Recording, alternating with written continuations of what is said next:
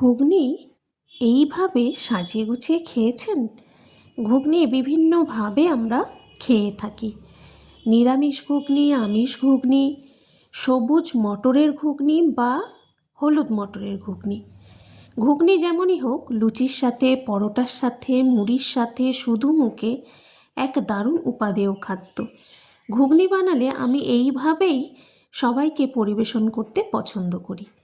কি কি দিলাম, কিভাবে সাজালাম, চলুন দেখে নেওয়া যাক। ঘুগনি বানিয়ে নিন, সেটা নিরামিষ হতে পারে বা আমিষ হতে পারে। আমাদের বাড়িতে নিরামিষ নারকেল দিয়ে ঘুগনিটাই বেশি বানানো হয়ে থাকে। তার সাথে এই সমস্ত ইনগ্রেডিয়েন্টসগুলো একটু জোগাড় করে নিতে হবে। এমন কিছু না, সামান্যই বাড়িতে থাকে।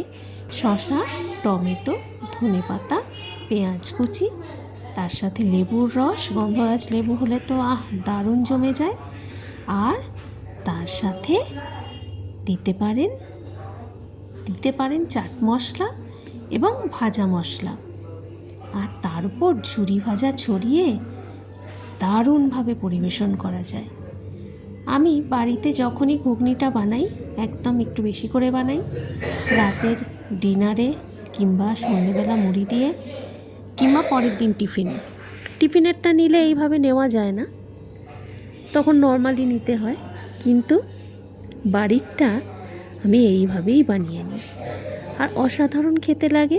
বাড়িতে কেউ এলে চটজলদি যদি ঘুগনি বানানো থাকে, এটা দিলে তারাও খুশি হয়ে যায়।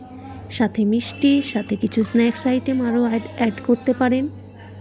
তাহলে ব্যাপারটা বেশ উপাদেয় খেতেও হয় আর দেখতেও দৃষ্টিনন্দন লাগে।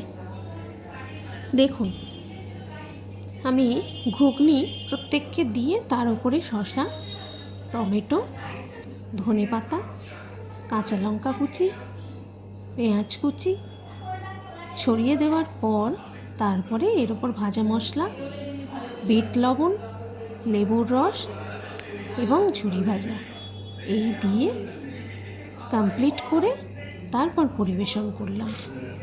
আপনারা কমেন্ট করে জানাবেন যে আপনারা কিভাবে ঘুগনি খেতে পছন্দ করেন। সেটা কিমা দিয়ে ঘুগনি হোক, নিরামিষ ঘুগনি হোক বা আমিষ ঘুগনি পেঁয়াজ দিয়ে, কোনটা পছন্দ করেন, কিভাবে খান, সেটা আমাকে বলবেন। তাহলে আইডিয়াটা পেলে আমরাও ট্রাই করতে পারি। আমাদের এই কুকিং চ্যানেলের উদ্দেশ্যটাই তো তাই, বিভিন্ন রকম রান্নার পদ্ধতি দেখানো, বিভিন্ন রকম ফুড সার্ভিংয়ের পদ্ধতি দেখানো।